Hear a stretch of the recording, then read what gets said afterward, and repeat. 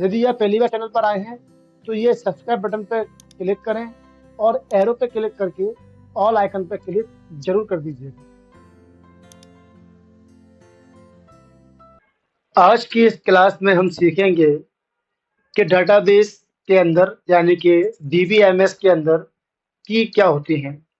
इससे पहले मैंने आपको की के बारे में थोड़ा सा बताया था कि सिंपल प्राइमरी की और कंपोजिट प्राइमरी की क्या होती हैं। आज यहाँ पर हम की के और भी कुछ टाइप होते हैं उनको समझेंगे ताकि आप की को और भी अच्छे से समझ सकें। अभी तक आप इतना तो समझ ही गए होंगे कि DBMS में की कोई चाबी नहीं होती, बल्कि की एक ऐसा कॉलम है जिसके द्वारा हम किसी भी रिकॉर्ड को यूनिकली फाइंड कर सकते हैं, अलग से पहचान सकते हैं। तो किसी भी रिकॉर्ड को यूनिकली फाइंड करने के लिए या अलग से निकालने के लिए, उसको शो कराने के लिए हम कोई कॉलम बनाते हैं तो उसको प्राइमरी की कहते हैं।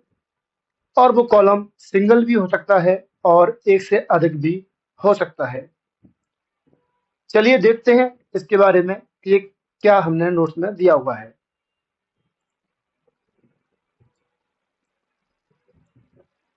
दिया है,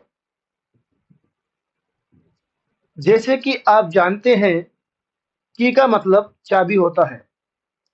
जिस तरह किसी भी ताले को खोलने के लिए चाबी का इस्तेमाल किया जाता है, ठीक उसी प्रकार डेटाबेस से यानी कि डेटाबेस की टेबल से किसी भी डेटा को निकालने के लिए हमें एक की जरूरत होती है। और वो की कोई चाबी नहीं है। कि हम उस एट्रीब्यूट को बोलते हैं, एट्रीब्यूट को अपन आम भाषा में कॉलम कहते हैं। तो कि हम उस एट्रीब्यूट को कहते हैं जिसकी वैल्यू जब आप बताएंगे तो उसकी वैल्यू के आधार पर या उसके इस्तेमाल करके हम किसी भी रो को ढूंढ सकते हैं और उस रिकॉर्ड को टेबल के अंदर अलग से निकाल कर देख सकते हैं, अलग से फाइंड कर सकते हैं। जैसे कि स्टूडेंट के आईडी नंबर, हर स्टूडेंट का आईडी नंबर अलग अलग होता है, या उसका एनरोलमेंट नंबर, सबके अलग अलग होते हैं। एडमिशन नंबर सबके अलग अलग होते हैं। तो एक टेबल के अंदर यदि किसी का एडमिशन नंबर बनाया गया है और आपको उसका एडमिशन नंबर पता है, तो एडमिशन नंबर से हम किसी भी रिकॉर्ड को यूनिकली फाइंड कर सकते हैं। लेकिन कोई व्यक्ति ये कहता है कि मुझे अपना एडमिशन नंबर याद नहीं है, आप मेरा डाटा नाम से सर्च कीजिए। तो हमने मान लिया स्टूडेंट का नाम है रमेश, तो रमेश नाम के स्टूडेंट तो और भी हो सकते हैं। तो आप कैसे पहचानेंगे कौन सा रमेश सही है, मतलब किसके बारे में आपको डाटा चाहिए? नहीं पहचान पाएंगे। लेकिन आपको उसका एडमिशन नंबर पता होगा, तो एडमिशन नंबर से या उसके एनरोलमेंट नंबर से आप उसको जल्दी फाइंड कर लेंगे। तो एनरोलमेंट जो कॉलम होगा उसको हम की कहेंगे। अब यहाँ पे नोट्स में आपको दिया गया है वह टेबल देखिए। तो वह टेबल देखना है और वो टेबल मैंने इसके अंदर दी नहीं है, तो आप टेबल को नहीं देख पाएंगे, नहीं समझ पाएंगे। इसलिए मैं यहाँ पे आपको एक टेबल बता रहा हूँ बना करके, ताकि आप समझ सको उस टेबल को। और मैं यहाँ पे एक टेबल बना भी दूंगा नीचे, ताकि आपको समझ में भी आ जाए। तो मैं एक टेबल बना देता हूँ। देखिए दोस्तों, तो मैंने टेबल यहाँ पर बना ली है। ये बोला गया है कि वह टेबल देखिए जिसमें मैंने कॉलम ए की सारी वैल्यू अलग अलग रखी हैं। ये कॉलम ए है, सारी वैल्यू इसकी 1 2 3 अलग अलग है, ठीक है। और बोला गया है लेकिन बी की और सी की कुछ वैल्यू समान है। यहाँ पे आप देखेंगे अमन और अमन समान है, और यहाँ पे शर्मा और शर्मा एक जैसा है, समान है। तो जाहिर सी बात है कि यदि अपन की के बारे में बात कर रहे हैं, तो जिस कॉलम को आप की बनाएंगे उस कॉलम में हमेशा डाटा अलग अलग होना चाहिए, एक जैसा नहीं होना चाहिए। तो बोला गया है कि बी और सी के कुछ कुछ वैल्यू समान हैं। तो देखिए यहाँ पर जो कॉलम ए है उसे हम की तरह मान सकते हैं या की तरह काम में ला सकते हैं, क्योंकि उसकी वैल्यू अलग अलग है। अगर ए की वैल्यू को की तरह इस्तेमाल करेंगे तो हम दो चीज पता कर सकते हैं। यदि मैंने कॉलम ए को की मान लिया तो मैं इस कॉलम ए के माध्यम से दो चीजें पता कर सकता हूं। वो क्या है? पहली चीज, ए की वैल्यू जानकर बी और सी की वैल्यू बता सकते हैं। यानी कि यदि आपको ए की वैल्यू पता है, जैसे कि मैं बोलूं कि जिसका नंबर 2 है उस व्यक्ति का नाम क्या है, तो हम बताएंगे मोहन। और उस व्यक्ति का सरनेम क्या है, सी की वैल्यू क्या है, हम बताएंगे शर्मा। ठीक है। तो यदि मुझे ए की वैल्यू पता है तो मैं बी और सी की वैल्यू बता सकता हूँ, या फिर ए की वैल्यू जानकर रो का डाटा पता कर सकता हूँ। दो बातें हैं इसके अंदर। यानी कि मैं इस ए की वैल्यू पता होगी मुझे तो उससे मैं किसी भी सेल के डेटा को पता कर सकता हूँ, या फिर पूरे के पूरे रिकॉर्ड को मालूम कर सकता हूँ। यहाँ पे और भी कॉलम बना सकते हो आप, कॉलम सी के बाद डी ई एफ बना सकते हैं, या फिर यहाँ पर फर्स्ट नेम लास्ट नेम और ऐसे कुछ बना सकते हैं। तो मैं लिख देता हूँ समझने के लिए। ये आईडी है, ये नेम या फर्स्ट नेम बोल देता हूँ, और इसको मैं लास्ट नेम बना देता हूँ। ठीक है।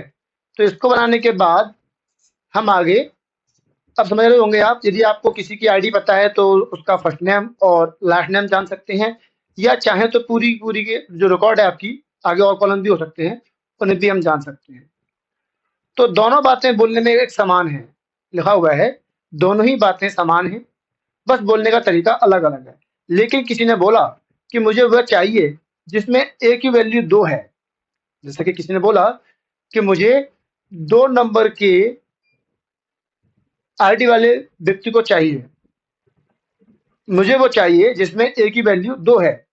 तो हम आसानी से बता पाएंगे ए की वैल्यू 2 है तो क्या चाहिए आपको, उसका नाम मोहन है, सरनेम शर्मा है, मालूम चल जाएगा।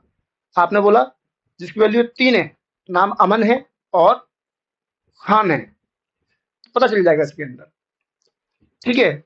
ए की वैल्यू पता होगी तो आप मालूम कर लेंगे। तो बताया है कि ए की वैल्यू 2 है, तो हम आसानी से बता पाएंगे कि ए की वैल्यू 2 है तो उसमें बी की वैल्यू, यहाँ पे मैं मोहन कर देता हूँ, और सी की वैल्यू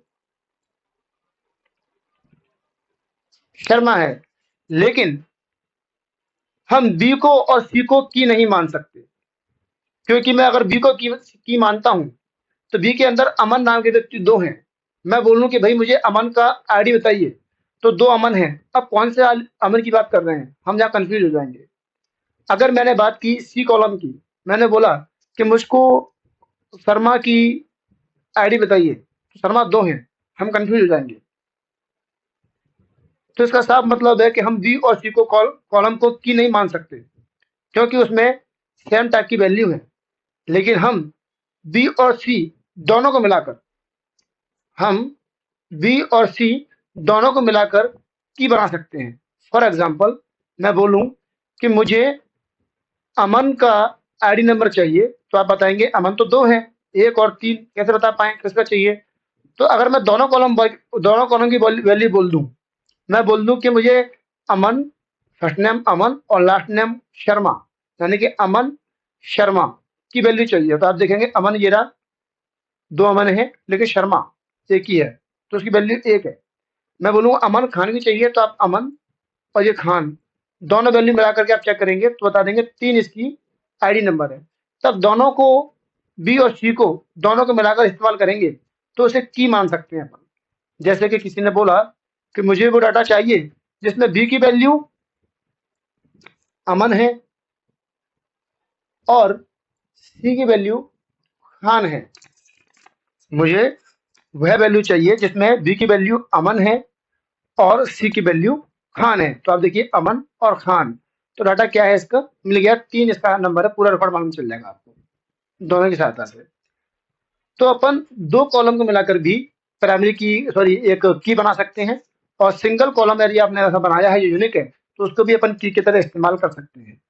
तो सिंपल सी लैंग्वेज में बोलें, भाषा में बोलें तो क्या बोलेंगे कि की क्या होता है, उस सेट ऑफ एट्रीब्यूट को, सेट ऑफ एट्रीब्यूट क्यों बोला गया, क्योंकि हम 2 कॉलम से भी कर सकते हैं, इसलिए उस सेट ऑफ एट्रीब्यूट को हम की बोलते हैं जो किसी टेबल में से रो को यूनिकली आइडेंटिफाई करा दे, जिसके जरिए हम उस पर्टिकुलर रो को ढूंढ सकें, यानी कि किसी रिकॉर्ड को ढूंढ सकें या निकाल सकें, या फिर कि वह एट्रीब्यूट है या वह एट्रीब्यूट का सेट है जिसके जरिए हम दूसरे एट्रीब्यूट की वैल्यू पता कर सकते हैं। दो चीजें निकल के आ रही हैं कि एक ऐसे एट्रीब्यूट का समूह होता है जिससे हम पूरे रिकॉर्ड को फाइंड कर सकें, या फिर कि एक ऐसे एट्रीब्यूट का सेट है जिससे किसी कॉलम की वैल्यू को पता कर सकते हैं, किसी एट्रीब्यूट की वैल्यू को पता कर सकते हैं, तो उसे अपन की कहते हैं। अब बात करते हैं कैसे मालूम चल पाएगा भाई कॉलम की वैल्यू। फॉर एग्जाम्पल मैंने बोला आईडी नंबर 3 है, उसका सरनेम क्या है, तो आप ये देखेंगे सरनेम खान है, तो आपने और कोई पता तो नहीं किया, केवल एक कॉलम की वैल्यू मालूम कर ली। या चाहे तो भाई आईडी नंबर 3 जिसकी है उसकी सब डिटेल निकालो, नाम बताओ, फर्स्ट नेम बताओ, लास्ट नेम बताओ, सब बताओ मुझे, तो ये भी मालूम कर सकते हैं। तो दोनों काम कर सकते हैं। तो उस सेट ऑफ एट्रीब्यूट को हम की बोलते हैं जो किसी टेबल में से रो को यूनिकली फाइंड करता है, जिसके जरिए हम उस पर्टिकुलर रिकॉर्ड को या रो को ढूंढ सकते हैं, निकाल सकते हैं, या फिर कि वह एट्रीब्यूट का सेट है जिसके जरिए हम दूसरे एट्रीब्यूट की वैल्यू को पता कर लेते हैं या निकाल सकते हैं। अब बारी आती है कि की कितने प्रकार की होती है। तो एक आरडीबीएमएस यानी कि रिलेशनल डाटाबेस मैनेजमेंट सिस्टम में की जो होता है वो एट्रीब्यूट है। तो की एट्रीब्यूट एक नहीं होता, बहुत सारे होते हैं। नीचे इनके नाम बताए गए हैं, इनके आप नाम देखिए, सुपर की, प्राइमरी की, कैंडिडेट की, अल्टरनेट की, कंपोजिट की और फॉरेन की। तो यहां पर एक एक करके हम 6 की को कवर करेंगे। पहला दिया है सुपर की, नाम से ही स्पष्ट है कि सुपर होगा। तो सुपर की एक या एक से अधिक की का समूह है, यानी कि कंपोजिट की है ये, ठीक है। कंपोजिट की ऐसी होती, दोनों की डेफिनेशन सेम होगी।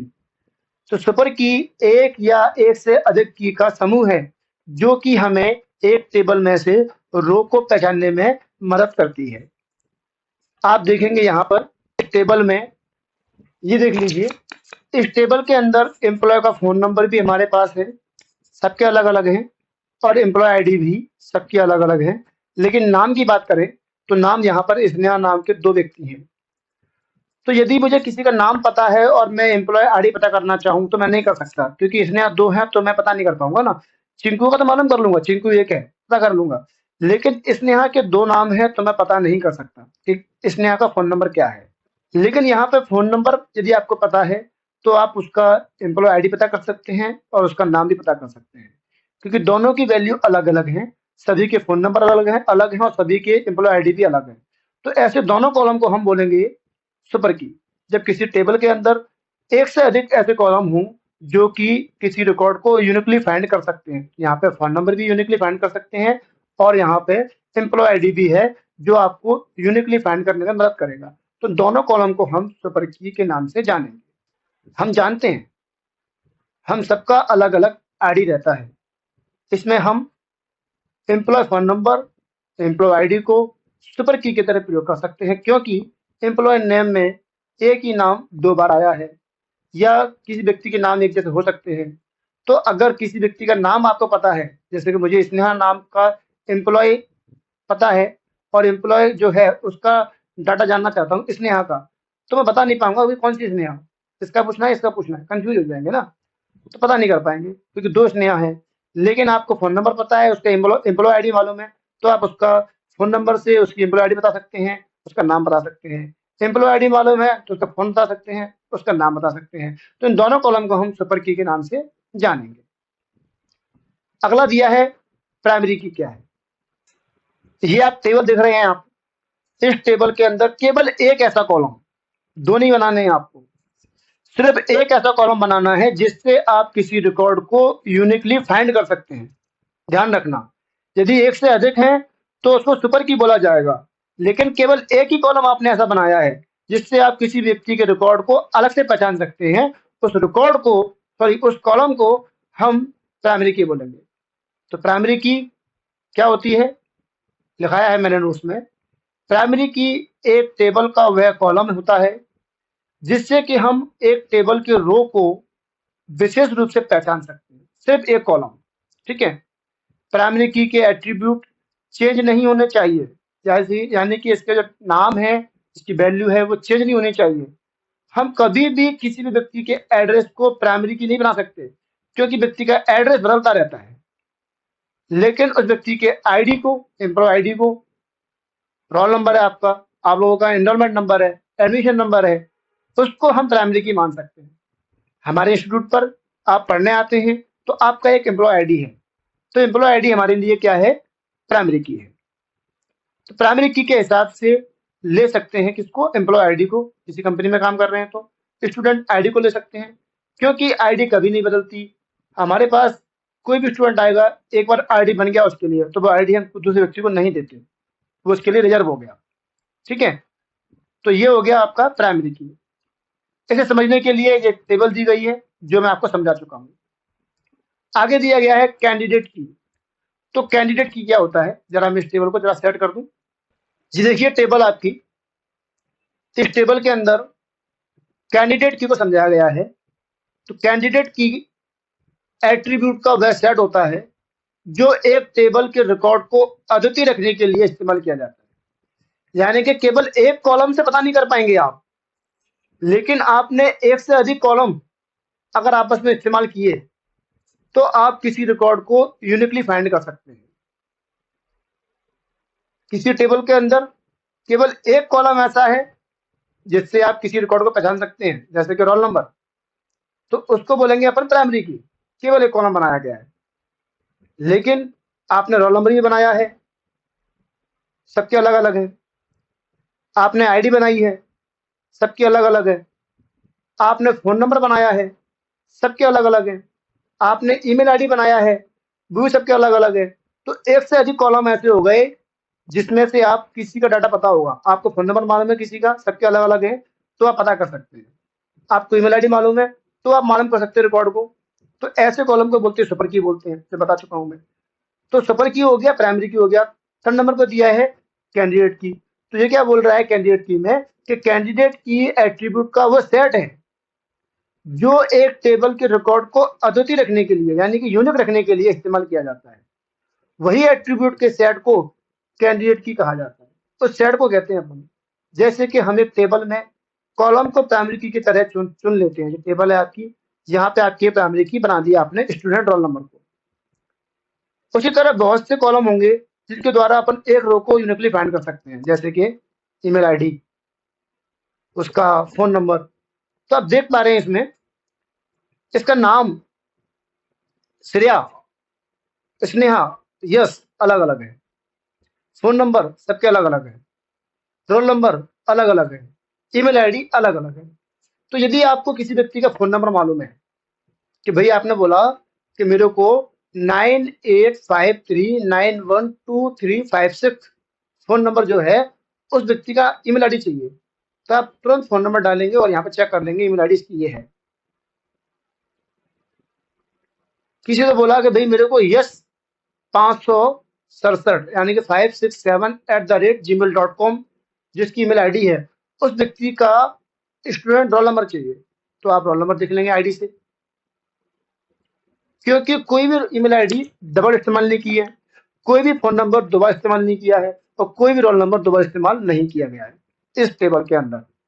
तो इस टेबल में student roll number, student phone number और ईमेल तीनों ही, हालांकि इसमें तो फोन नेम भी आपका है, लेकिन नाम व्यक्ति के सेम हो सकते हैं। स्नेहा नाम के व्यक्ति दो हो सकते हैं, है ना। श्रेया नाम की दो लड़कियां हो सकती हैं, यश नाम के दो बच्चे लड़के हो सकते हैं। तो यहाँ पर student roll number, student phone number और ईमेल आईडी, तीनों के जरिए हम किसी भी रिकॉर्ड को यूनिकली फाइंड कर सकते हैं। इसमें हम यदि रोल नंबर को प्राइमरी की बनाएंगे तो रोल नंबर के अलावा जो कॉलम बचे हुए हैं, अब जो अंतर आ रहा है, अभी आपको देखने में क्या लग रहा होगा, ये डेफिनेशन जो बता रहा हूं मैं आपको, वो डेफिनेशन और ये वाली डेफिनेशन एक है, सुपर की वाली डेफिनेशन एक लग रही है ना। तब अंतर क्या है? अंतर दोनों में ये है कि यदि इस टेबल में मैंने रोल नंबर को बनाया है प्राइमरी की, तो बाकी कॉलम जो बचे हुए हैं उनको क्या बोलेंगे अपन, उन्हें बोलेंगे कैंडिडेट की। ठीक है, तो मैंने लिखा हुआ है कि इस टेबल में यदि हम रोल नंबर को प्राइमरी की के हिसाब से लेते हैं तो फोन नंबर और ईमेल आईडी को कैंडिडेट की बना दिया जाएगा। ठीक है, समझ में आ गया क्या है कैंडिडेट की? Okay good. अब आते हैं नंबर 4, अल्टरनेट की। अल्टरनेट नाम से समझ में आ रहा होगा, अल्टरनेट, अल्टरनेट की, नाम ही अल्टरनेट है इसका। तो एक टेबल में से एक से अधिक कैंडिडेट की रहती हैं। अभी मैंने आपको कराया क्या, कैंडिडेट की कराया, मैंने आपको कराया कैंडिडेट की। तो एक टेबल में एक से अधिक कॉलम कैंडिडेट की हो सकते हैं, बिल्कुल हैं। इसमें प्राइमरी की ये है और 2 कॉलम आपके कैंडिडेट की हैं। उसी प्रकार से यदि हम बात करें अपन अल्टरनेट की के बारे में, तो अल्टरनेट की में क्या बताया गया है कि एक टेबल में एक से अधिक कैंडिडेट की रहती हैं। पता है ना, ये तो बता दिया मैंने। तो उन कैंडिडेट की में से बस एक ही की को प्राइमरी की मान लिया जाए। उन कैंडिडेट की में क्या किया जाए, केवल एक ही की को प्राइमरी की मान लिया जाए। तो बाकी जो की बचेंगी उन्हें अपन अल्टरनेट की कहेंगे। क्या कहेंगे उनको अपन, अल्टरनेट की कहेंगे। समझिए क्या लिखा हुआ है, उन कैंडिडेट की में से बस एक ही को प्राइमरी की तरह मान लिया जाए या इस्तेमाल कर लिया जाए, और बाकी की जो की बची रहती हैं उन्हें हम अल्टरनेट की कहते हैं। अल्टरनेट की को सेकेंडरी की भी कहा जाता है। समझने के लिए ये एग्जांपल दिया गया है। समझिए एग्जांपल क्या है। इस एग्जांपल में आप ध्यान दीजिए, ये टेबल है, इसमें स्टूडेंट रोल नंबर दिया गया है, स्टूडेंट आईडी और रोल नंबर भी दिया गया है, फर्स्ट नेम भी दिया गया है। जब मैंने स्टूडेंट आईडी हटा दूंगा तो आपके जो कॉलम बनेंगे वो कहलाएंगे कैंडिडेट की। लेकिन मैंने इसमें स्टूडेंट आईडी दे दिया है, यानी कि admission number, roll number, first name, last name और ईमेल आईडी। तो यहाँ पर व्यक्ति के सरनेम एक जैसे हो सकते हैं, नाम भी एक जैसे हो सकते हैं, लेकिन ईमेल आईडी सबके अलग अलग है, रोल नंबर सबके अलग अलग है, और यहाँ पे स्टूडेंट आईडी भी सबकी अलग अलग है। तो इस टेबल में स्टूडेंट आईडी, रोल नंबर और ईमेल तीनों ही आपकी कैंडिडेट की हैं। तीनों क्या है, कैंडिडेट की हैं। अगर हम स्टूडेंट आईडी को प्राइमरी की के हिसाब से लेंगे, स्टूडेंट आईडी को क्या मान लें, प्राइमरी की मान लें, तो बाकी जो कॉलम बचे होंगे उनको क्या बोलेंगे अपन, अल्टरनेट की बोलेंगे। यानी कि अल्टरनेट की और कैंडिडेट की एक ही बात है। ठीक है, अल्टरनेट की और कैंडिडेट की एक ही बात है। आखिरी आता है कंपोजिट की। कंपोजिट की क्या है, इन दोनों में थोड़ा डिफरेंस है, बताऊंगा मैं भी आपको कि अल्टरनेट की में और कैंडिडेट की में डिफरेंस क्या है। फिर तो बताऊंगा अभी डिफरेंस क्या है। कंपोजिट की जो दिया गया है, कंपोजिट यानी कि कंबाइंड, जब हम डाटाबेस बनाते हैं तो एक टेबल में एक से अधिक कॉलम को प्राइमरी की तरह प्रयोग कर सकते हैं। आपने एक टेबल बनाई, ये टेबल है, और आपने एक टेबल के अंदर 2 कॉलम ऐसे बना दिए हैं, या 2 से भी ज्यादा कॉलम आपने ऐसे बना दिए हैं जिनको हम प्राइमरी की तरह इस्तेमाल कर सकते हैं। जब हम डाटाबेस बनाते हैं तो एक डाटाबेस टेबल में एक से अधिक कॉलम को प्राइमरी की के तरह प्रयोग कर सकते हैं। करते नहीं है अपन, जरूरी नहीं है, लेकिन कर सकते हैं। उन्हें ही कंपोजिट की कहा जाता है। ठीक है ना। दूसरे तरीके से समझाऊं तो, जब एक रो को हम कॉलम के माध्यम से पहचाने, कोई रो होती है रिकॉर्ड, मतलब उस रिकॉर्ड को कॉलम के माध्यम से पहचानते हैं। जब किसी एक कॉलम को, एक रिकॉर्ड को एक कॉलम से पहचान नहीं पाएंगे, तब हम एक से अधिक कॉलम का इस्तेमाल करेंगे। तो उसे क्या बोलेंगे अपन, कंपोजिट की बोलेंगे। जैसे कि ये देखिए, इस टेबल के अंदर आपने कोई भी ऐसा कॉलम नहीं बनाया, ना रोल नंबर, ना आईडी नंबर, ना कुछ, तो आप पहचान कैसे पाएंगे? यदि आपको फर्स्ट नेम पता है, पता करना है भाई स्नेहा का सरनेम क्या है, तो स्नेहा तो यहाँ पे अग्रवाल भी है और गोयल भी है, कैसे कंफर्म होगा? आपसे बोला जाए कि यार जिसका अग्रवाल सरनेम है वो बताइए मुझे, तो अग्रवाल तो 2 है, तो भी नहीं बता पाएंगे आप। पूछा गया कि भाई ब्रांच बीसीए बताइए मेरे को स्टूडेंट के बारे में, तो बीसीए भी 2 बंदे हैं, आप बता नहीं पाएंगे किसके बारे में बात कर रहे हैं। लेकिन आपको इनमें से 2 कॉलम का डाटा मालूम है, 2 कॉलम का डाटा। फॉर एग्जाम्पल आपको पता है कि इसमें आपसे पूछा जाए कि भाई स्नेहा जो बीसीए कर रही है उसका सरनेम क्या है, तो स्नेहा जो बीसीए कर रही है, सरनेम उसका गोयल है ना। एक लड़का है पता नहीं कौन, जिसको अग्रवाल है सरनेम, और वो बीसीए कर रहा है। तो अग्रवाल है और बीसीए कर रहा है, तो कौन है भाई? श्रेया है। तो आपने दो कॉलम को एक साथ इस्तेमाल किया तो पता कर लिया यूनिक रिकॉर्ड को। तो जब किसी टेबल के अंदर आप एक कॉलम से किसी यूनिक रिकॉर्ड को फाइंड नहीं कर सकते, तब आप एक से अधिक कॉलम की हेल्प के द्वारा, दो कॉलम भी हो सकते हैं, तीन भी हो सकते हैं, उनकी हेल्प से किसी रिकॉर्ड को फाइंड करते हैं। तो उन कॉलम को हम क्या कहते हैं? कंपोजिट की कहते हैं, यानी कि कंपोजिट प्राइमरी की, जो मैंने आपको पिछली वीडियो में बताया था। कंपोजिट प्राइमरी की वो यही है, जो मैंने समझाया वो यहाँ लिखा हुआ है, तो वो इसको आप पढ़ लीजिएगा। अब बचा आखिरी फॉरेगन की। फॉरेगन की क्या होता है? फॉरेगन की का इस्तेमाल करते हैं जब हम दो टेबल का आपस में संबंध बनाते हैं। टेबल के बीच में संबंध बनाने के लिए फॉरेगन की का इस्तेमाल किया जाता है। जब एक टेबल का प्राइमरी की दूसरी टेबल में डाल दी जाए, एक टेबल है जिसमें कोई आपने प्राइमरी की बनाई है, एक कॉलम बनाया है यूनिकली फाइंड करने के लिए, उसी कॉलम को आप किसी और टेबल में डाल दें और दोनों का संबंध बना दें। बात समझ में आ रही है? अभी समझाता हूं। तो क्या दिया गया है? जब एक टेबल की प्राइमरी की को दूसरे टेबल में डाल दिया जाता है, तब वही प्राइमरी की जो दूसरी टेबल में डाली है, वही प्राइमरी की जो दूसरी टेबल में डाली है, उस टेबल में क्या बन जाएगी? फॉरेगन की बन जाएगी। तो दूसरी टेबल के लिए वो फॉरेगन की बन जाती है।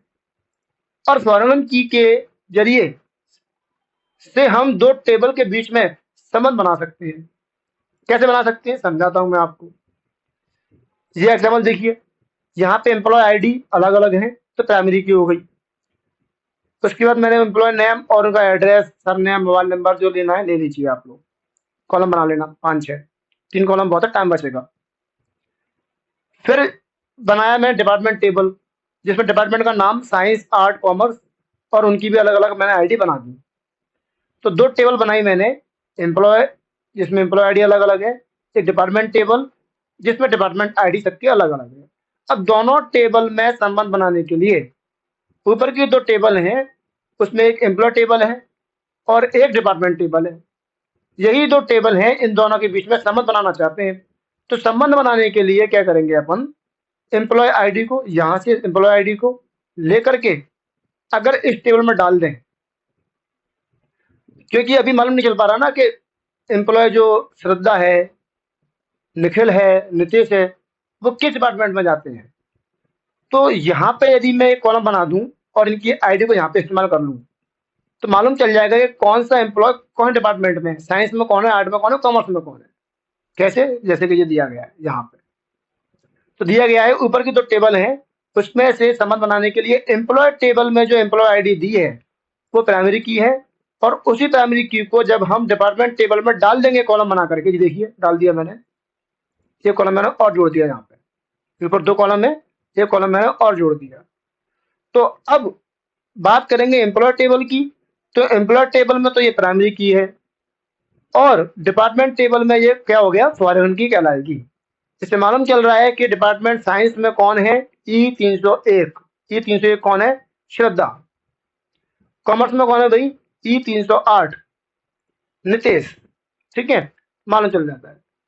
तो इस तरीके से अपन एक प्राइमरी की को किसी दूसरे टेबल में इस्तेमाल करेंगे तो उसे फॉरेगन की बोलेंगे। तो इस तरह से हम प्राइमरी की को डिपार्टमेंट टेबल में डाल लेंगे, जोड़ेंगे। इससे हमें ये फायदा होगा कि अगर कोई एम्प्लॉय आईडी बताएगा तो हम उस एम्प्लॉय आईडी के डिपार्टमेंट के बारे में ही बता सकते हैं। एम्प्लॉय आईडी से डिपार्टमेंट की आईडी, डिपार्टमेंट का नाम बता देंगे। या फिर अगर हमें कोई डिपार्टमेंट की आईडी बताएगा तो हम बता देंगे कौन सा एम्प्लॉय आईडी है, कौन पढ़ा रहा है इसको, कौन डिपार्टमेंट में एम्प्लॉय है। तो एम्प्लॉय आईडी और डिपार्टमेंट आईडी बता देगा तो हम डिपार्टमेंट में कौन सा एम्प्लॉय काम कर रहा है ये भी आसानी से बता देंगे। तो ये तो जानकारी हो गई कि डीबीएमएस में कौन कौन सी की होती हैं, उनके बारे में मैंने आपको बता दिया और उनके प्रकार के बारे में मैंने बता दिया। ठीक है, आज की क्लास में इतना ही बहुत है। इसे पढ़िए, समझिए, यदि कोई डाउट होता है तो आप मुझसे पूछिएगा, उन्हें मैं क्लियर करूँगा। मिलेंगे अगली वीडियो में नए टॉपिक के साथ। खुश रहिए, अच्छे रहिए। जय हिंद, जय भारत।